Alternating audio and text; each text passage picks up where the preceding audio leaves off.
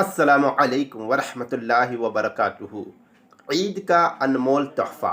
रसूल अकरम सल्लल्लाहु अलैहि वसल्लम का इरशाद पाक है कि जो शख्स ईद के दिन 300 मरतबा सुबहानल्लाहि व बिहम्दिही सुबहानल्लाहि व बिहम्दिही पढ़कर इसका सवाब तमाम मोमिनीन व मोमिनात को बख्श दे तो अल्लाह ताला उन सब की कब्र में एक एक हजार नूर दाखिल फरमाएगा। सुभान अल्लाह। और पढ़ने वाला जब वफात पाएगा, इंतकाल होगा, तो उसकी कब्र में भी अल्लाह ताला 1000 नूर दाखिल फरमाएगा।